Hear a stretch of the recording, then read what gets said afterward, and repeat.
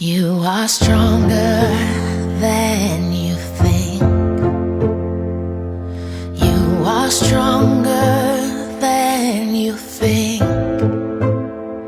I know today you are unraveling, but you are stronger than you think. There's an answer up ahead. There's an answer.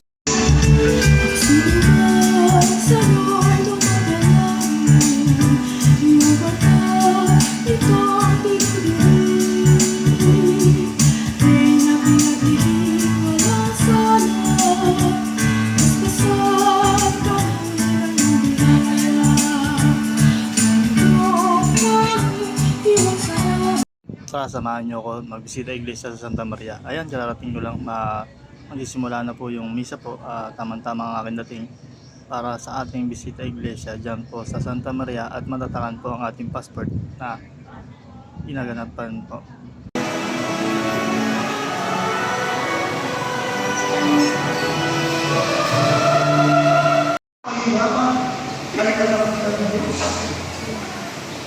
Siguro mga kapatid, magandang pakilala din natin.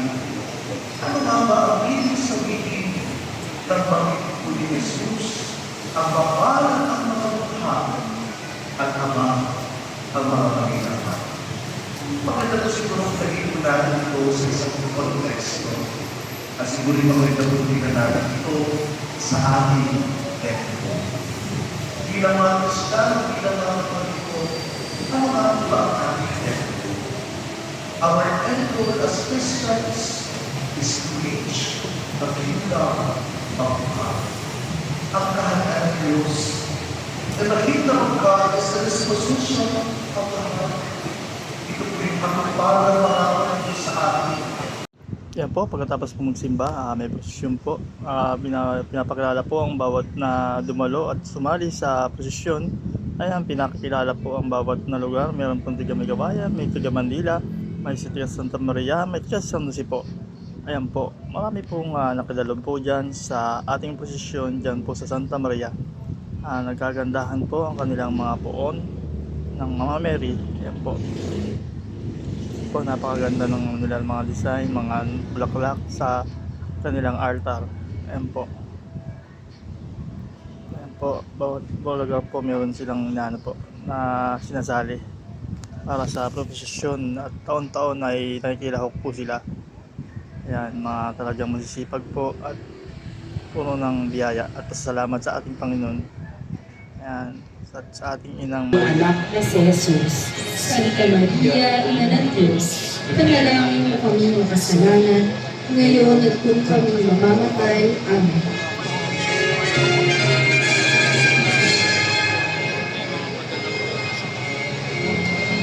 Mundo, mula sa lungsod ng San Jose del Monte, Bulacan. Aba, Ginoong Maria, napupunta. You are stronger than you think. You are stronger than you think. I know today you are unraveling, but you are stronger than you think. There's an answer up ahead.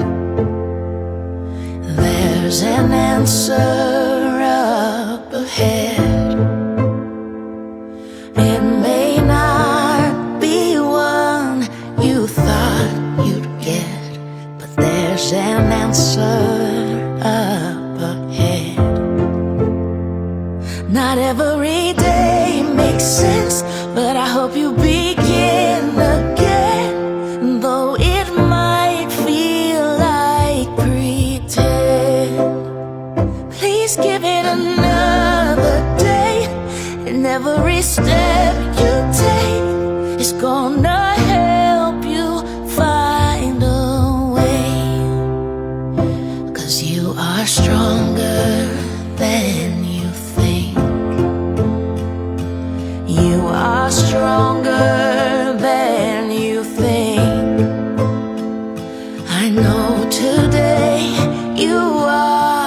unraveling, but you are stronger